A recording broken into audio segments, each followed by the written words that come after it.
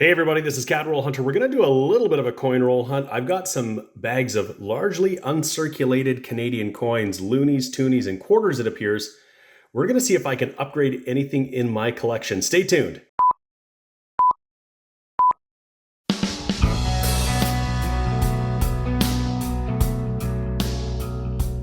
Hey everybody, this is James and you're watching my channel Cat Roll Hunter, and I have a couple bags of coins that I got from an antique dealer. And if you've been watching my videos, you've seen that I've made some pretty cool purchases lately from the antique dealer, some old coins and banknotes and that. These coins here weren't necessarily part of those lots or weren't going to be, but these are coins that the antique dealer bought from a collector or a collector's family that were part of a collection.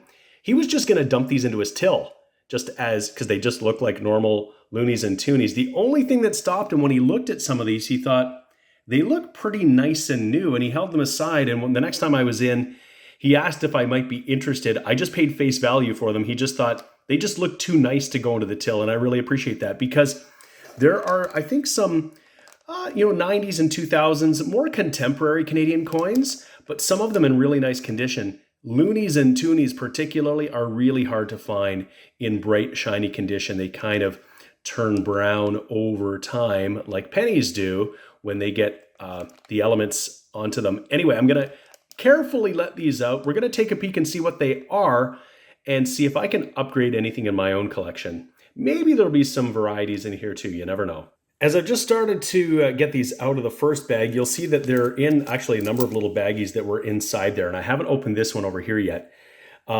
These are largely commemoratives, and they're not all uncirculated. Some of these actually have some circulation where I can see here, this 2002 here, looks like it's got some circulation, yeah, for sure. So it's not really a keeper at all, but a lot of collectors would hold on to these commemoratives when they came out. They wouldn't have been maybe as common to find, and so they pull them aside. A lot of even not too serious collectors, beginners might do that too, even if the condition of the coin wasn't great. So some of these aren't going to be keepers or upgraders at all, but I'm going to go through and sort these all and we'll can see what is in here. I suspect that some of them may be in uncirculated condition if they were set aside, pretty soon after they were issued, and some might not be, but you never know, and we're just looking for a gem or two to make this worthwhile. I only paid face value for it, so I can't lose. All right, I got everything laid out, and all of the quarters were commemoratives, and you can see there's a couple of colorized ones in there, and some of these are in exceptional shape. The first ones are the earliest ones here. There's some 1999 and 2000 commemoratives, and these ones are not in uncirculated condition. They're not terrible, but they're definitely circulated, and these aren't holding any sort of a premium. I'm just going to roll those up, take them back to the bank, and buy more rolls for coin roll hunting, because you never know, maybe we'll find silver. So anytime I can exchange a 25-cent coin that's only worth 25 cents for a silver coin that might be worth $5 in silver, I'll do that. We got some 2002 with the Canada Maple Leaf here. This one also not too bad, but definitely a bit of circulation. Again, not keepers. The same thing with this St. Croix 2004. I don't think it's in mint condition. It's very lightly circulated, but I've got better examples. From here on in, though, these coins all become quite good. There's the 2004 Color Poppy. That was the first circulation colorized coin in Canada, and we've been doing those ever since.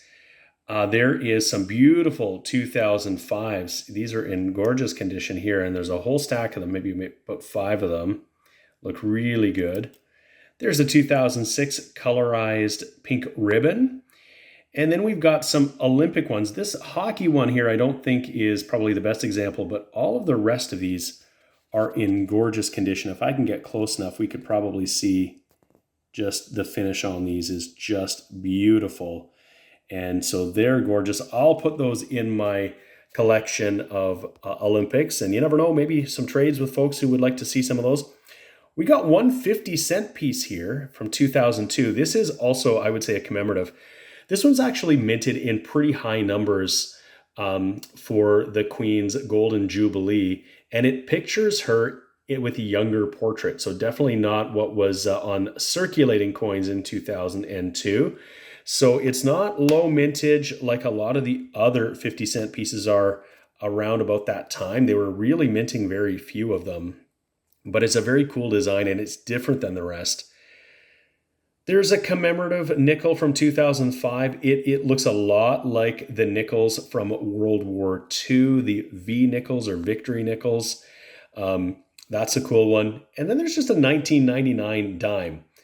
Now, I scoped this because when you find what looks like just an ordinary coin in amongst other coins that a collector has held on to, you should wonder, is there anything different or special about it? And I didn't see anything like no doubling, nothing interesting that I could see. It might have just been put in here because it was a US coin.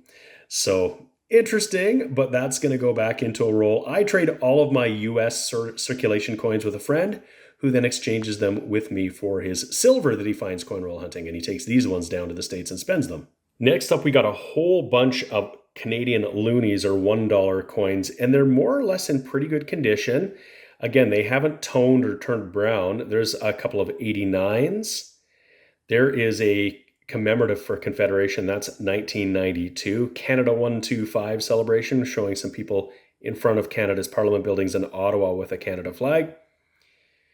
There is the National War Memorial in Ottawa, pictured on this 1994. We got a whole stack of those that are in pretty nice condition.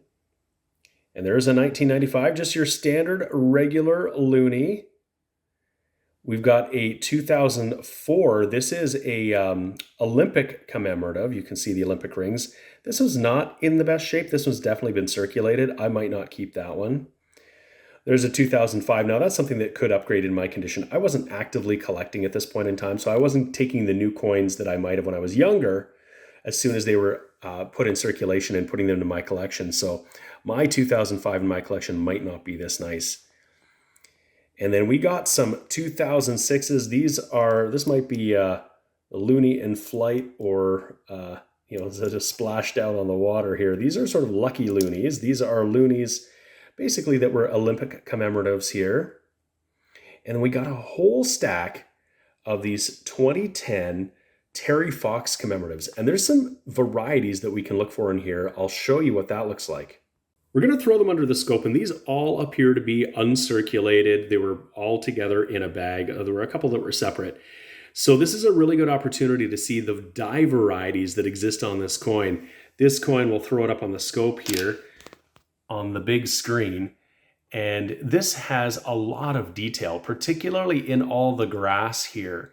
And the varieties we're looking for are full grass, partial grass, and no grass as they're known. This one here, you can see all the little detail in here. This is the standard normal circulation $1 coin. This is what they were supposed to look like. What ended up happening as they were minting these coins and these dyes were getting worn and they were getting polished, the detail in the grass started to diminish. The one I think that is probably less common is the no grass, or one that has very little detail, but this would have happened gradually in stages. I don't think any of them are particularly valuable, but they're recognized as a variety and collectors sort of set them aside. So we'll take a look and see if we've got any that show less detail than this. All right, here's the next one, and it starts to look like it's getting a little bit softer here. It's in front of Terry Fox's leg that we start to see that. We can still see the detail, but it's not as crisp or as sharp as this spot in here, and that's the spot we want to look at. So we're just going to quickly take them all sort of in succession and look. See, this one, the detail is quite a bit sharper, so we're hoping to see one that might be more striking. There's a really good example of where you can see a lot of the detail is completely gone here, which is really cool. So we found a variety in this small group. That's just one. I'm going to move it off to the side there, and we'll see if we got any more of those. Yeah, this one's softer, but still there. You can see just starting to get softer in the middle a bit. But these are beautiful coins. These are probably one of my favorite loonies. Yeah, there's another one with a little bit less detail. Not as striking as that first one that we saw. That looks to have all the grass detail. Oh, and there's another one where there's a lot of that detail is just missing. So I would say that might be the no grass one. You can see even in amongst here, only the highest portions on here can be seen. And of course, the die, the part that is blank that looks like recessed in the coin, that's the highest part of the die. So that's the part that's going to get really polished. I'll set that aside.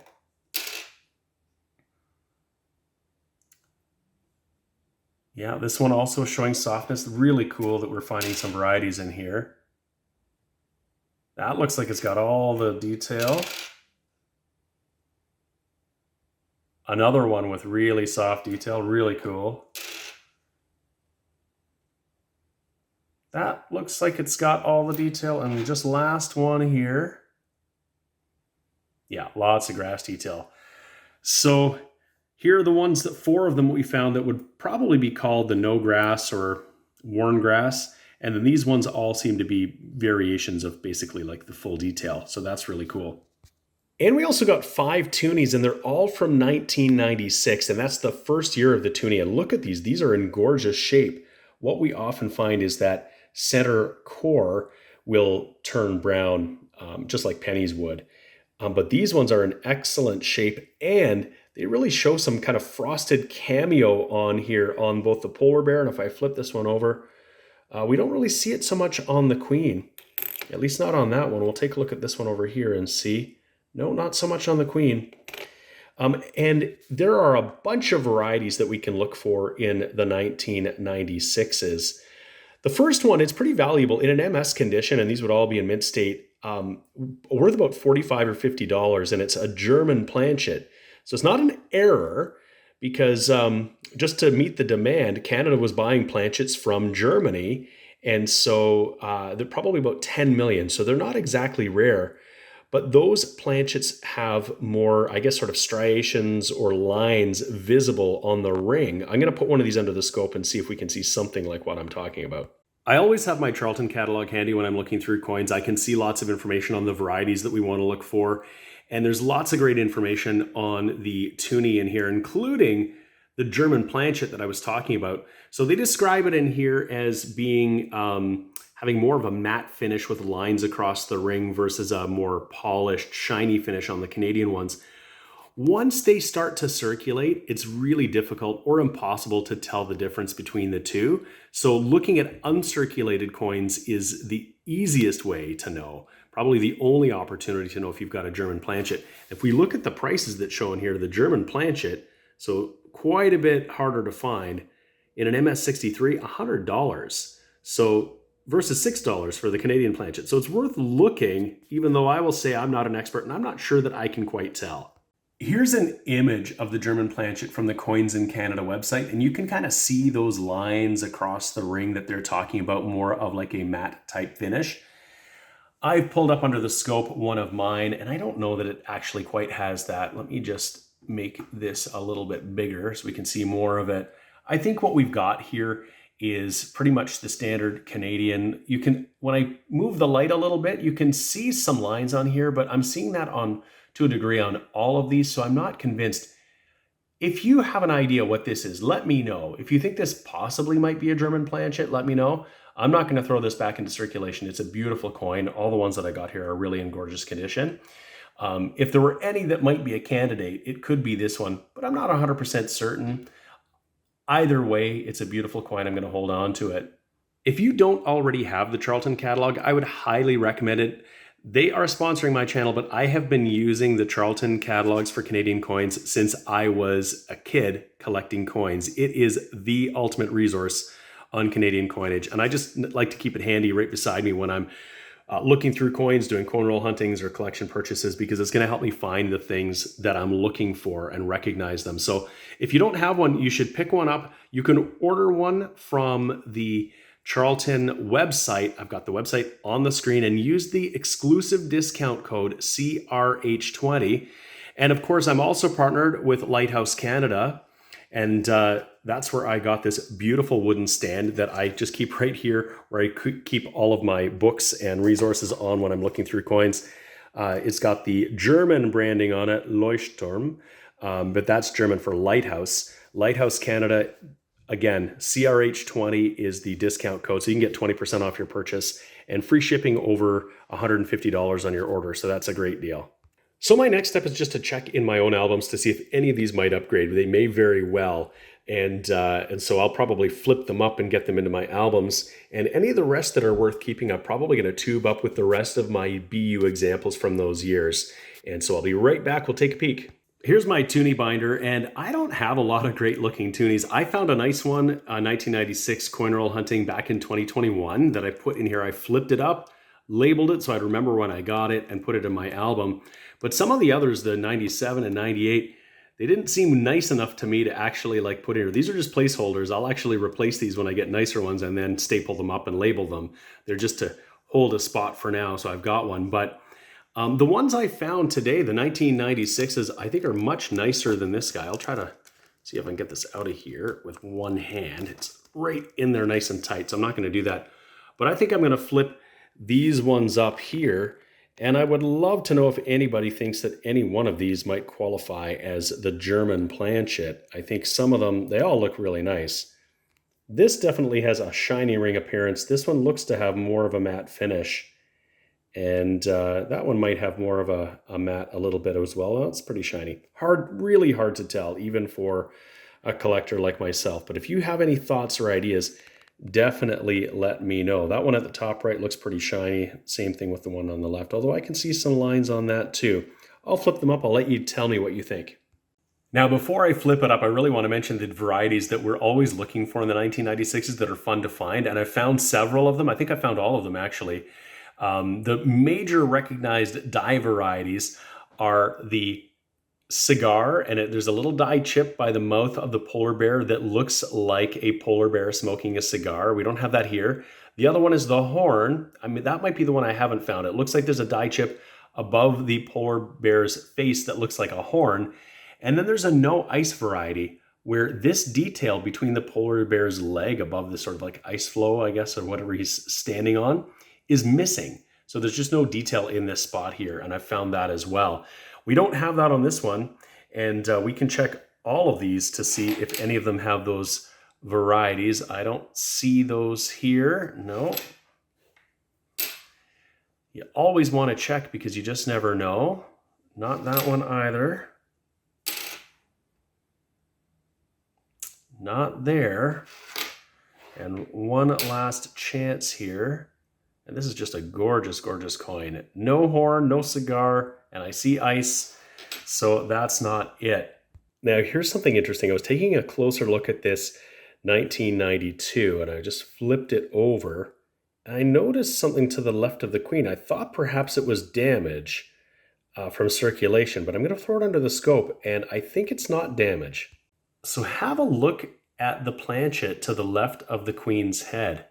This outline here, I believe what's happened is that this coin was struck through something. So something was on the die or on the planchet when the coin was being struck, and it looks like it could have been some fabric or a little piece of material or something like that, because the fields are quite beautiful all the way around the coin, except in this spot. I've never quite found anything like this, but I believe that we've got a loonie that was struck through a foreign object. Really, really cool.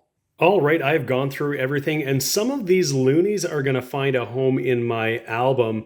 I found some that are going to be surefire upgraders, and some other things that were interesting that struck through on the obverse. I had a nice 1992 in uncirculated condition. This is going to go on my album too. I've got some varieties and errors that I have on a page. And a few things that were just really cool. We found 4 of these Terry Fox 2005 no grasses. 2005, I might have mentioned 2010 earlier, I'm not sure. But 2005. And the Charlton catalog puts these at about $10 each in an MS63. And I think all of them were in an MS63, so that's really cool. Got some really gorgeous looking 1996 toonies. And then anything that was in an uncirculated condition that wasn't going to find its way into my album, I've just tubed up. I tube up all of my extras. So for instance, all those Olympic ones went in here. They were just gorgeous coins. I'll see if I can put some sets together. And that 2002 50-cent piece was pretty cool too. If you're enjoying my videos and you've been watching along, please give the video a like. And if you haven't already subscribed to my channel, Cadroll Hunter, why haven't you already subscribed? Just hit the button. It's really easy. It's free. It's awesome. You'll find out when my videos are coming out. And I always enjoy that you're watching along here with me as I go through rolls of coins and things that I pick up here and there along the way. So thank you so much for watching. I always appreciate it. We'll see you again next time. The sponsors of today's video are Lighthouse Canada and the Charlton Press. Lighthouse Canada is the leading supplier of high-quality numismatic supplies in Canada, and the Charlton Press is the leading publisher of coin and paper money catalogs and price guides for Canadian collectors. Go check out their online stores today and use the exclusive discount code CRH20 for 20% off all your purchases.